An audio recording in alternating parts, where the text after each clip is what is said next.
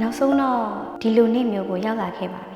Gusto College ကနေတဆင့်ပညာရေးမှတ်တိုင်တစ်ခုစိုက်ထူနိုင်ခဲ့လို့ကိုကျေနပ်အားရရတဲ့အချိန်မိဘတွေအနေနဲ့လည်းဝမ်းသာပီတိဖြစ်ရတဲ့အချိန်ဆရာမတွေအနေနဲ့ခုံယူဝမ်းမြောက်ရဆုံးအချိန်တငယ်ချင်းတွေနဲ့လည်းခုံယူစရာအမှတ်တရတွေဖန်တီးနိုင်တဲ့အချိန်ကောင်းတစ်ခုပါပဲ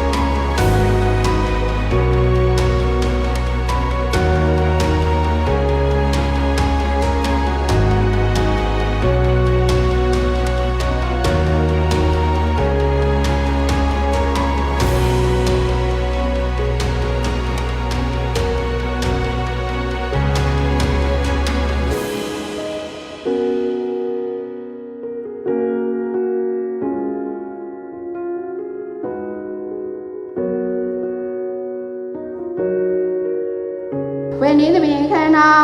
စတင်ကြောင်းကြီးညာအပ်ပါရရှင် We've come so far now the day is here memories made and the world so clear ခါရနဲ့ရှင်ဒီပလိုမာနဲ့များပြီးမြောက်အောင်မြင်ခဲ့ကြပြီဖြစ်တဲ့ကျောင်းသားမောင်များဒီပလိုမာအောင်လက်မှတ်များနဲ့ပြီးရဲ့စီးရင်ချင်းခန္ဓာပဲဖြစ်ပါရှင် We laughed, we cried, we grew so strong. We're ready now where we belong. The future's calling, we'll answer true with hearts so bold and dreams that flew. Here's to the moments that shaped who we are. To the road ahead, we'll chase every star.